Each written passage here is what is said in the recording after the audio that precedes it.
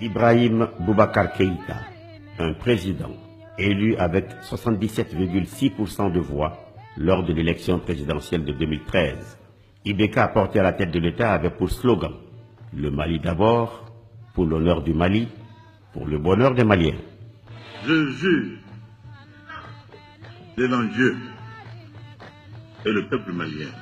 Dès sa première année à la présidence, en dépit de la présence de l'administration et de l'armée malienne sur toute l'étendue du territoire et la mobilisation de l'ensemble de la communauté internationale pour le Mali, l'espoir immense suscité par son élection est très vite entamé par un certain nombre d'affaires et de dérives. Un scandale financier révélant la dilapidation des fonds publics lors de l'acquisition inopportune d'un second avion présidentiel à prix variable, 7, 17, 18 ou 20 milliards selon.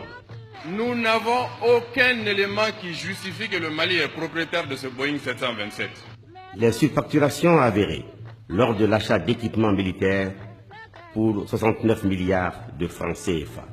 L'octroi frauduleux d'une garantie bancaire de 100 milliards accordée aux fournisseurs lors de la passation du dit marché. Le népotisme avéré au sommet de l'État. Le Mali d'abord devient alors ma famille d'abord. Des accointances révélées par voie de presse avec un homme d'affaires corse au passé trouble, Michel Tomi, surnommé le parrain des parrains. La levée des mandats d'arrêt à l'encontre de membres de groupes armés insurgés, puis leur libération, et cela sans procès. Le désaveu de la politique du président par son premier ministre Oumar Tatamli, qui démissionne après seulement 7 mois de gouvernance.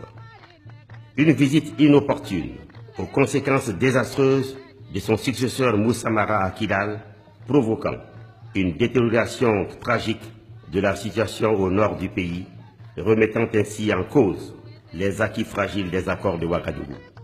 Des sanctions économiques prises par les institutions internationales comme le FMI, la Banque mondiale et l'Union européenne qui suspendent l'aide budgétaire au Mali. Parmi les nombreuses interrogations suscitées par cette décevante première année de gouvernance, IBK doit faire face à celle-ci. Où est le bonheur des Maliens?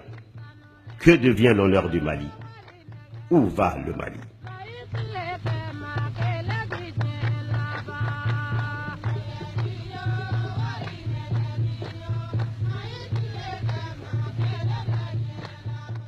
Le 11 septembre 2014, quelques jours seulement après s'être adressé à la nation à l'occasion du premier anniversaire de son accession au pouvoir, IBK se voit interpellé par les associations de défense des droits de l'homme au cours d'une marche de protestation. La cause de cette manifestation, la libération sans condition, quelques jours auparavant d'islamistes radicaux, à la tête desquels se trouve Ag Al-Fousseni Ouka Ouka, l'ancien chef du tribunal islamique de Tombouctou de sinistre réputation, celui-là même qui, pour faire appliquer la charia, ordonnait le fouet contre ceux qu'il jugeait coupables, leur faisait trancher les mains ou les faisait lapider. Suite à la libération le 15 août dernier du juge islamiste de Tombouctou, Ag Al-Fousseni ou Kaouka, 30 organisations et associations de défense des droits de l'homme ont adressé une lettre de protestation contre cette libération au président malien Ibrahim Boubacar Keïta. Nous avons dit qu'il faut que l'impunité cesse au Mali. Nous avons dit que les gens qui ont été injustement libérés doivent être repris. On ne peut pas les libérer comme ça. Il faut laisser la justice aller jusqu'au bout. Vraiment, le gouvernement a échoué dans sa lutte contre le terrorisme.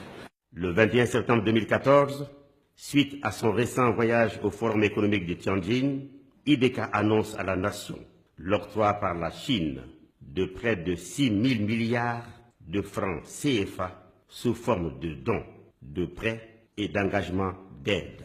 Nous avons de la Chine populaire où le gouvernement a signé avec les entrepreneurs chinois de réputation mondiale des accords portant sur plusieurs milliards de dollars, soit environ 6 000 milliards de CFA, d'investissements structurants dans les domaines importants tels l'agriculture, les transports, l'éducation, l'énergie. Je dois dire que tous ces projets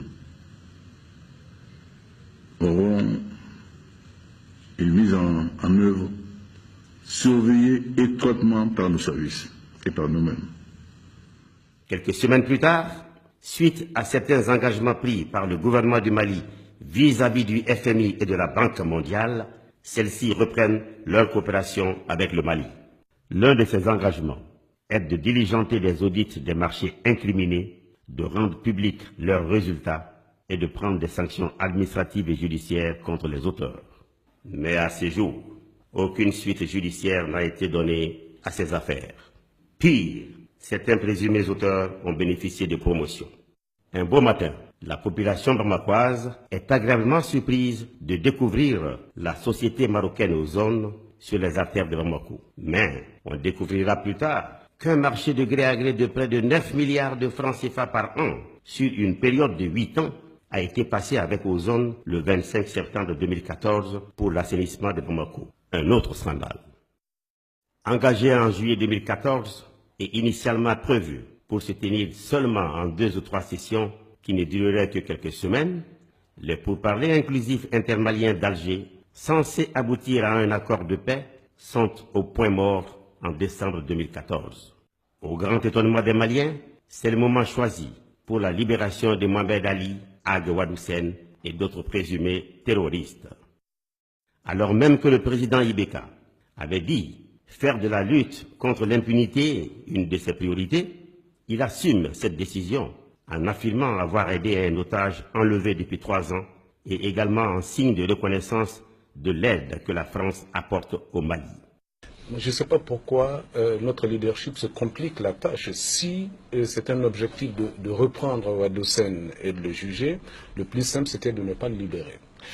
Donc je ne crois pas, je crois que ça, le président l'a dit simplement parce qu'il a parlé.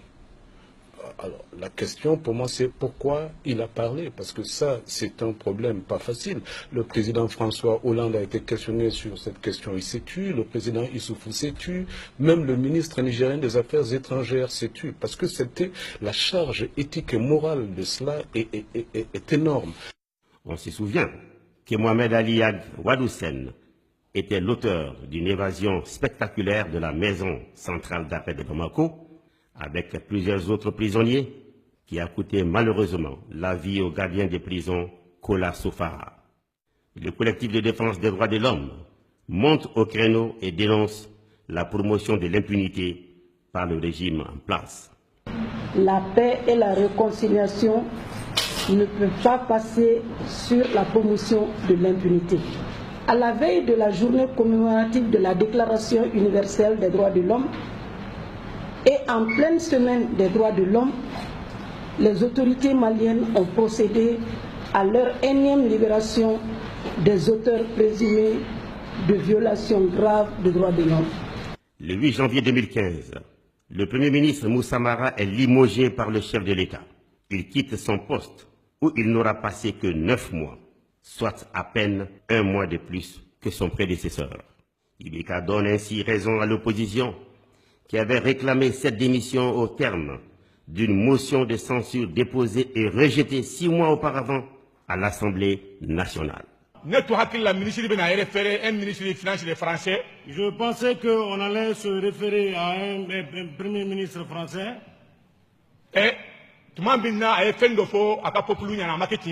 Qui avait dit quelque chose qui n'était pas vrai à son peuple en ce moment. Il demande excuse à la population. Et il s'est démis de ses fonctions. Je pense que les Maliens attendaient Moussa Mara dire aujourd'hui qu'il allait démissionner. Honorable, je ne démissionnerai pas. Je vais simplement à la maison.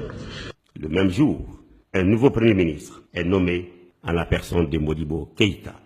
En moins de 2 ans, Ibeka en est à son 3e chef de gouvernement. Tout simplement, du jamais vu en République du Mali. Encore une fois, la tête de l'exécutif échappe au parti présidentiel qui conserve néanmoins 11 portefeuilles. Un président de la République élu au moins 3 ans et 3 premiers ministres, bon, cela montre que vraiment nous sommes devant un président incompétent. Le 10 janvier 2015, Modibo Keïta forme un gouvernement de 29 ministres avec seulement 3 femmes, 6 rentrants, 8 sortants et quelques permutations. Des personnalités visées dans les scandales financiers de l'année précédente quittent le gouvernement.